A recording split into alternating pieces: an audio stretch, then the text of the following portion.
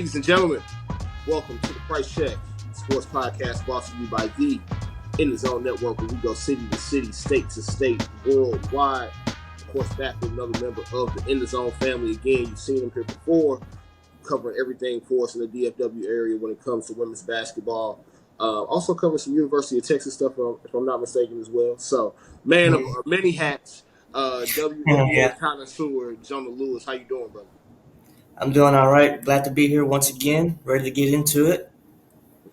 Sure, man. So, of course, we got to start with the Dallas Wings. Not the start to the season that we hoped for them.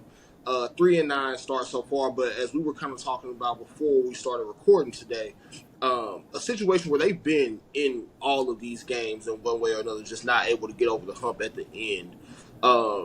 Obviously, you followed them super close, not only this year but last year and previous years too. But we talked about early this season kind of what the differences were between this team this year and last year. Of course, since that conversation, things haven't quite turned around in the way that we hoped. Is there anything that you feel like you can pinpoint right now about them that has caused that slow start to the season? Man, there's a lot of things to pinpoint, honestly. Um, I think, at least for me, the biggest thing is probably the lineups. I don't like the lineups that they run, and I know we've only got 9 players, but they'll have. I think it's really bad. Every once in a while, they'll have T and Kalani out there, or like some mixture of them and Steph, and our bigs they're all too slow, and they get blown by very easily. And when the other team scores on their end, we probably have the worst bigs in terms of getting back up the court. So we're always playing 4-on-5 a lot of the time. If you notice when you watch games, so I think they've got to figure something out with the big situation. I think that's the main thing. It can either be the reason we win games or the reason we lose games. There's no real in between. Yeah, for sure. And of course, and speaking about the bigs, we also talked about what the absence of Setu Sabali is doing for them. Obviously, not helping much right now. Um, I think one of the other things to the point that you made about just the lack of speed or lack of quickness in terms of the bigs, you also are seeing the guards not necessarily put them in the best positions to succeed either. I think some Well, of that yeah, is a little bit inexperience, but also I think some of it is just unfamiliarity in a sense as well, right? So yeah. uh, part of it, I guess it's kind of a double-edged sword for them. Obviously, there's no real great way to look at it, but I think as the season goes on, you would hope that that starts to turn itself around. Now, um, it's going to be an uphill battle for them going up through the rest of the season, trying to fight for a playoff spot, things like that. Um, Kind of flip side of the coin here. What have you seen so far in this start that you feel like is going to be able to give them an opportunity to get over the hump later? Maddie Segrist. Yeah, She has been the biggest bright spot on the team, obviously outside of Enrique. Um, and I was saying this last year. Maddie would only get maybe 8 minutes a game, but when she would get in, you see the energy, you see the hustle, and she always takes good shots, and she doesn't really turn the ball over. And now this season that she's getting to be in there for 30 plus, everyone's starting to see hey, the Wings got something here with Maddie. So I think she's going to be the main key. I think she should be getting at least like 15, 16 shots a game. They should be actively looking for her, cutting in the paint at the 3 point line. Just she does it all. So I think she's going to be the real big bright spot for the team. And when we can get Satu and Natasha back, they're going to have to figure out that lineup and see what works best. But I think she's going to be the main key for this team getting success and making the playoffs. for sure. No, she's been outstanding this season, of course, and Enrique goes without mention. Now, a slight aside here on Enrique, I know we had some outrage in some different pockets of the WNBA fandom here with Caitlin Clark being or not being selected for the Olympic team. Now, me personally, I don't have a problem with that. I mean, she didn't get a chance to compete in the actual like team like training camps, things like that. Obviously, she wasn't going to be a part of the team. I think the Yep. biggest snub for me is Enrique. and not only how well she's playing this season, but how well she's played, leading up to this point before these rosters were announced. What, if anything, do you see as the reason for her not being selected for Team USA over some of the candidates or players that they ended up choosing? Well, she actually came out the other day and she talked about she actually took her name out of the pool, so she couldn't get picked anyway. But she said she felt maybe she should have been on there the last time, or she was good enough for it last year. Maybe she would have felt differently if she thought she had a good chance of making it this year before just wanting to take her name out. Yeah. Um, and the thing with Enrique is a lot of people have she's real. I don't know if I want to say misunderstood or it's misunderstood. I'm gonna go with that. I think she's misunderstood because when people watch the Wings, they see she takes 15, 20 shots a game. She's inefficient. She's a volume shooter. I mean, that's gonna happen, Right. and people just have this assumption if she was to be on the Olympic team that she's just gonna do that same thing. Like, no, everyone who makes the Olympic team adjusts their play for the people that are around them. She's not. If she was on the Olympic team, she wouldn't be taking 20 shots. She wouldn't have to. Right. So the fact that people think she would be a detriment to the team is kind of crazy to me. Like, no, if she was on there, she'd change up her style of play to fit the people around her, just like everyone else does. You fit for the people around you. You have to change up the way you play versus when you play on your regular team. So, and we don't know if she's going to play for Nigeria or anything yet. I checked their official website. She wasn't listed, so I don't know what's going on with that. But yeah, just her taking herself out. I guess she kind of explained why she felt the need to do that. And I mean, I can kind of see it. She works in the business, so she kind of knows what goes into all of that. I mean, it's unfortunate, but I think if she hadn't taken her name out, then yeah, it definitely would have been probably a really big snub because you've got what's her name, Chelsea Gray. She makes a team, but she's injured. So I know she can be replaced, but to even make it while hurt is kind of crazy. Yeah, that was one that kind of caught my eye, even for the folks that were on the Caitlin Clark bandwagon of it all. That was one that I could kind of understand them having a little bit of a gripe with. And we've heard, before that, especially since Gino Auriemma has a big say so in the Team USA process, there's usually a heavy bias towards players that he's either coached on Team USA before or players that Mm-hmm. have gone to UConn. Of course, Diana Taurasi's name came up, which to an extent I get some outrage there, but at the same time, she's going for her sixth Olympic gold medal. That's something that we've never really seen in many team sports like this. So I think you got Yeah, to give her. she's proven. She's proven. So I mean, I can't have any gripe with her being selected, despite her being 40. I mean, she's proven six. She's got six of them, Yeah, and she ain't slowing down no time soon. So I can't be mad at it.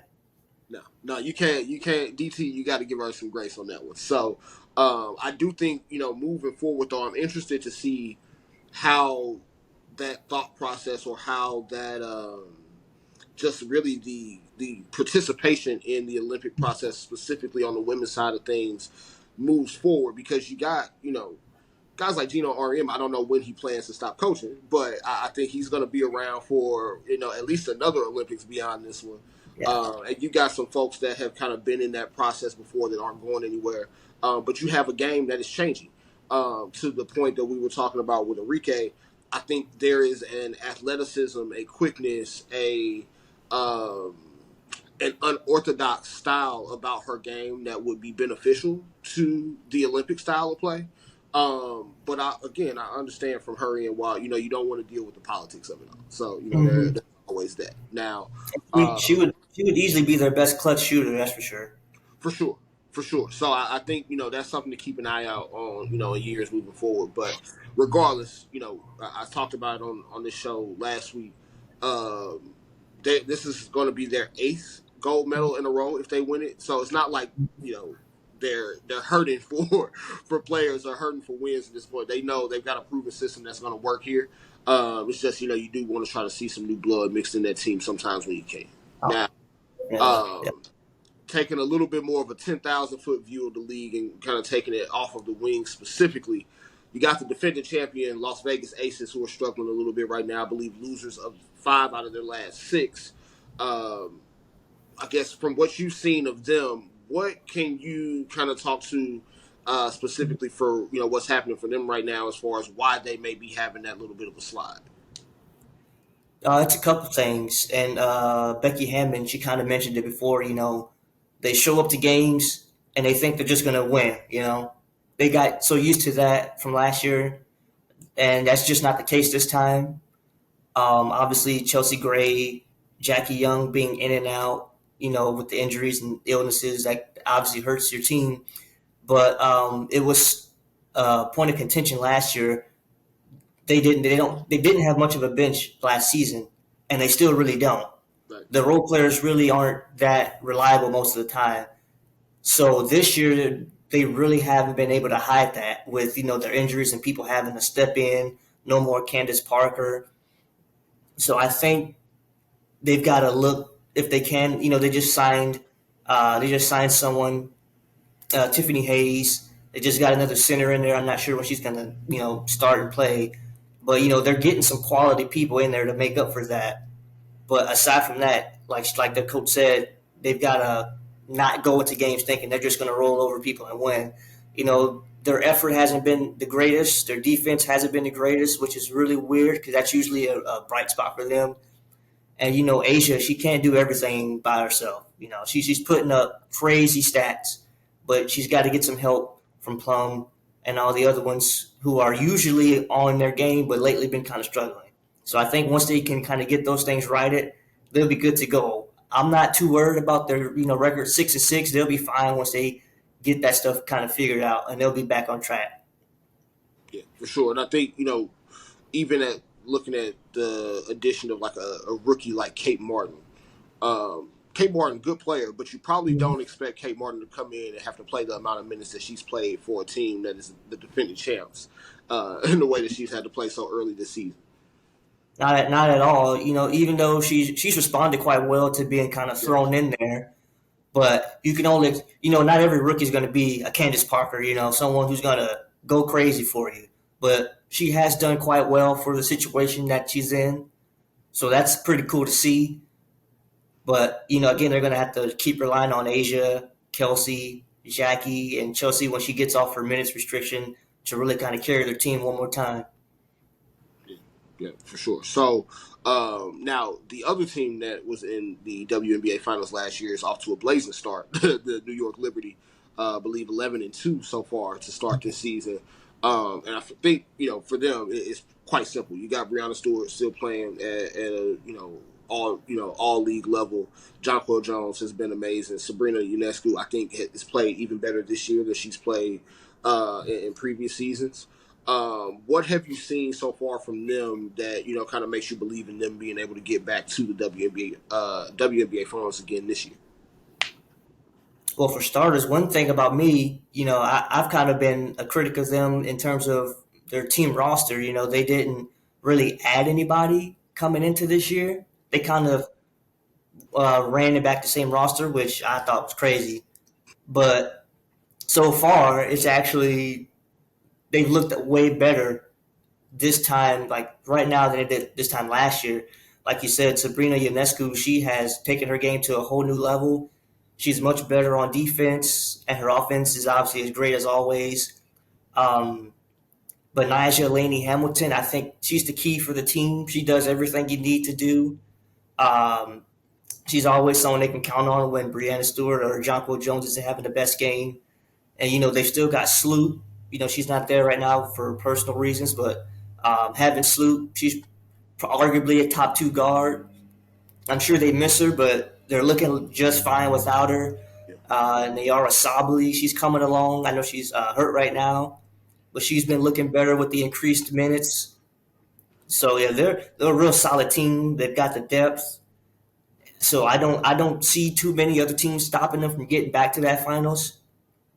But you never know. I know I'm a big Connecticut fan. I think Connecticut is going to be a threat to the Aces and Liberty, kind of trying to get back there. But yeah, I think Benijah Laney Hamilton is the main key for the team's success. I know that might sound crazy to some people who don't watch and keep up, but I'm telling you, she's the glue on that team.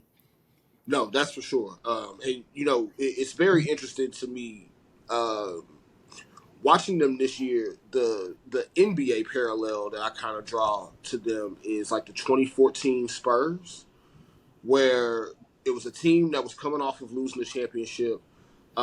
Didn't make a whole lot of changes to the overall construction of the roster, but you could see they were playing with a little bit of a different edge that following season, especially given the way that they lost that championship to the Heat. You could kind of see they were playing with a little bit of an extra chip on their shoulder, and I feel like that same thing applies right now to this Liberty team. For them, it's almost like, hey, the win is the goal. How we get there means nothing to us. We just want to get the wins, and we want to make sure that we continue to stack as many of these as possible. Clinch very early the home court advantage in the championship game and the Commissioner's Cup. Yeah, they're Uh, gonna need that.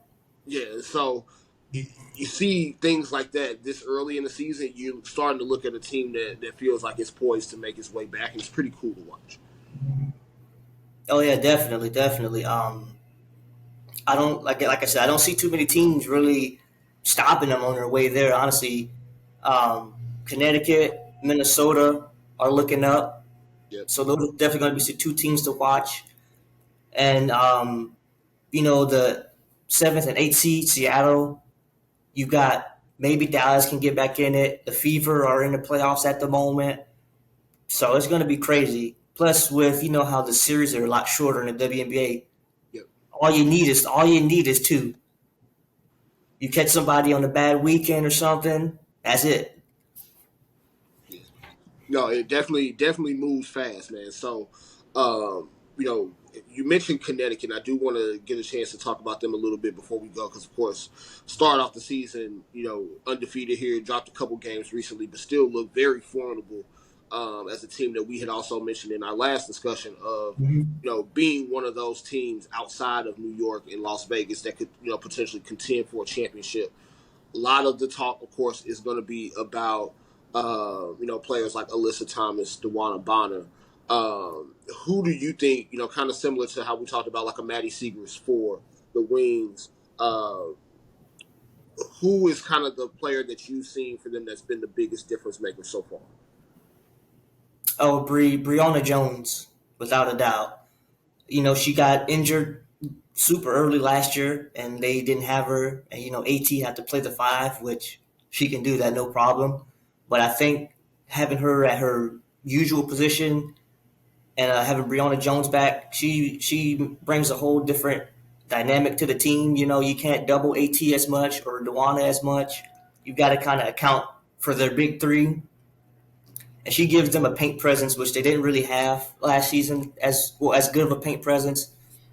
So Breonna Jones, she does it. She can hit her free throws. She has no problem getting down and dirty in the paint. She's going to get the rebounds. She's going to do whatever it is. She can shoot threes. She's been working on a three game. So if Breonna Jones is healthy, that Connecticut will be in any game. No, for sure, for sure. And so I'm keeping my eye on them because, of course, that is one team right now that I think, we talked about the Liberty kind of separating themselves from the pack. I do think that's one team that's kind of right there with them. We'll obviously get a chance to see them play a few more times here in the regular season before it's all said and done. But I do think that's one team that I kind of have my eye on right now. And you also mentioned Minnesota. Minnesota's having a hell of a season here to start as well. Arguably, leading MVP candidate Nafisa Collier, having a hell of a season to start this thing off. So I think they're also in the mix as well. But Connecticut has been that one other team besides New York, at least in my opinion so far, that has seemed like they're already in a kind of late season form, even though we're only about a third of the way through the season. Yeah, Connecticut, they don't have too many gaps in their game that you can exploit. They're just like the Liberty. They've got depth, Yeah. top to bottom. So every position is stacked on their team. The fact that they can kind of win games sometimes without even having to use their bench, but they can go to their bench and still get the same production as if it was a starting five out there. You don't see too many teams being able to do stuff like that. I think I talked about it a little bit with some people on Twitter. Coach Steph White. Her lineups are a little iffy, at least for me.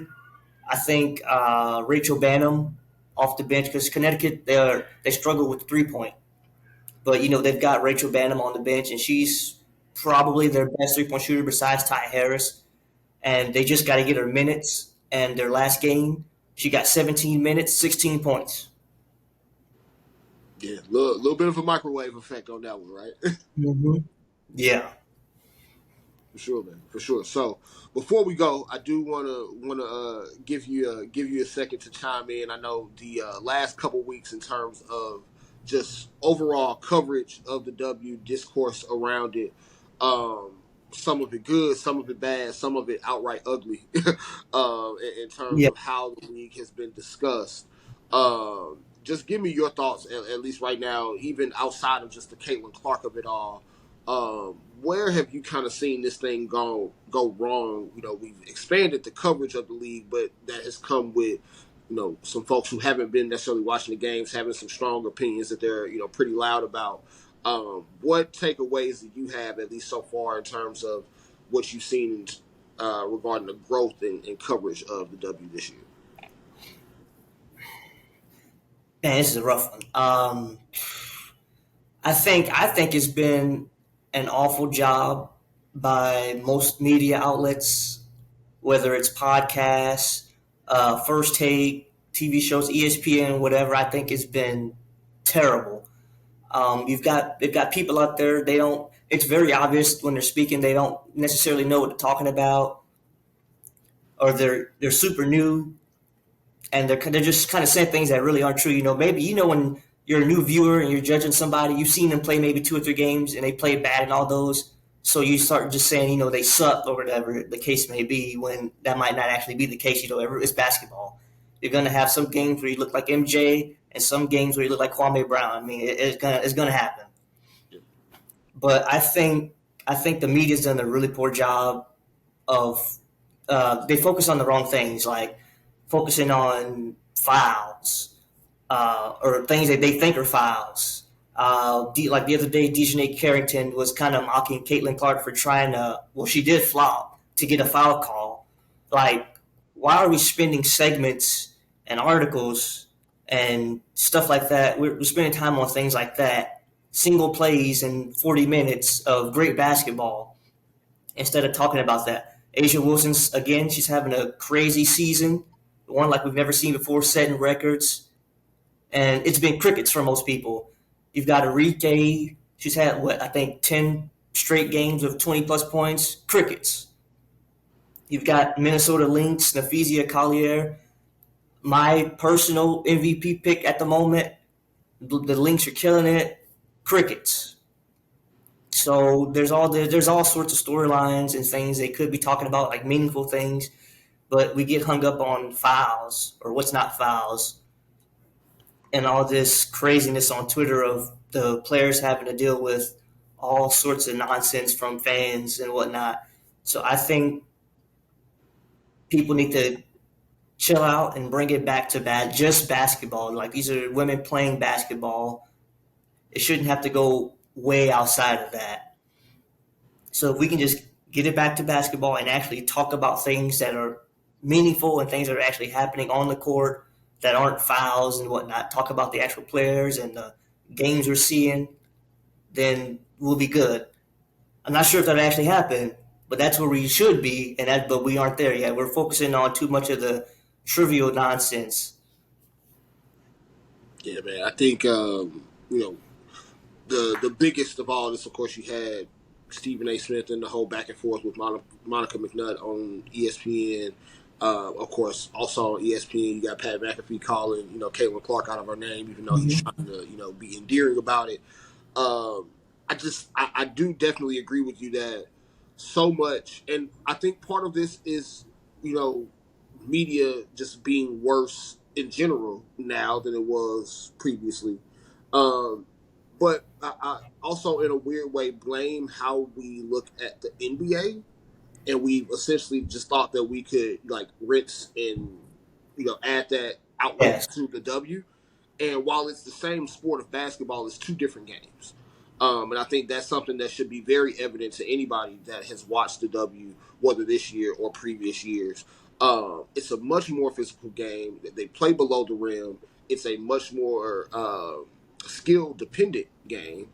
And in the sense of like a Caitlin Clark, we're not supposed to make it easy on her. It's not supposed to be something where she's just supposed to walk in and be able to do exactly what she did in college. She's playing against elite players that have been in this league for multiple years now. You got vets that she's going against that have been in college long before she was even in like high school. So you're going up Yep. against grown women. There's going to be an adjustment period. And I think there's an adjustment period right now with the media coverage as well, where they are going to have to start watching these games. They are going to have to be a little bit more dialed into the actual on court basketball as this thing continues to go. Because I also don't think that fans are going to continue to allow that discourse to just be the end all be all. I think for the fans that are like us, actually watching and tuning in, I think it's going to be very difficult to start or continue to rely on these different media outlets to give us what we want when it's not going to be basketball centric. And you have so many of those storylines that you mentioned: Asia Wilson, Nafisa Collier, what's going on with the Aces right now in general, the start of the season that the Liberty are having, the start of the season that the Sun are having. So many other storylines that could just be about basketball that we're missing out on. And I think if that is going to continue to be the product that the media pushes out, I do think over time it's going to be a little bit stale on the fans of the W. Yeah, definitely. I really agree with you on the comparison to the NBA, and that's one thing I really hate about the NBA is the way it's talked about from fans all the way to media personalities on TV. I mean, at least in my opinion, NBA has the worst talks of any sport when it doesn't have to be that way.